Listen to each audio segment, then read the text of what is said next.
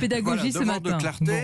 Et en plus, si notre politique monétaire est mieux comprise, elle sera plus efficace. Donc ça, je crois que c'est l'intérêt de tous.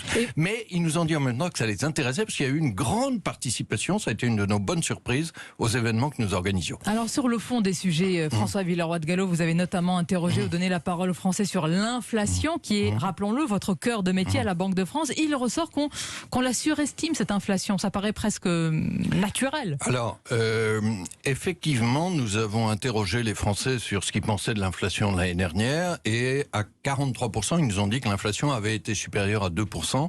La réalité des chiffres, c'est pas nous qui la mesurons, c'était 0,5. Alors c'est effectivement assez naturel parce que chacun de nous est plus sensible dans sa vie aux prix qui montent, on les retient plus qu'aux prix qui baissent. C'est naturel. Pour autant, c'est pas là-dessus, les Français ne voient pas tout à fait juste, mais ils nous ont dit deux choses, je crois, très intéressantes. La première, c'est attention au coût du logement. Nous avons l'impression, nous, Français, que le coût du logement n'est pas assez pris en compte. Est-ce que ce n'est qu'une impression ? Est-ce que ce n'est qu'une impression ? Alors, nous allons voir comment nous pouvons corriger cela. Et puis, alors, il y a une deuxième chose, c'est qu'autant les Français, comme d'ailleurs les Allemands, comme à peu près tous les pays, se trompent en général sur le niveau exact de l'inflation. Par contre, ils disent des choses très justes sur l'évolution. Est-ce que l'inflation va monter ou baisser ? Mais j'allais vous le dire. Est-ce qu'il n'anticipe pas, monsieur le gouverneur de la Banque de France ? Nous allons changer quelque chose. Ça, je l'annonce ce matin.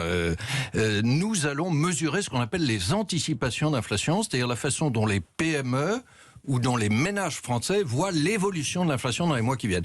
Et ça, c'est très important sur la politique monétaire parce que ça va guider un peu leur comportement sur les prix et les salaires. C'est-à-dire comment nous, citoyens, nous percevons cette inflation. Par exemple, moi, depuis notre poste d'observation, depuis le mien, je peux vous dire que je crains des tensions en ce moment sur les délais de livraison et les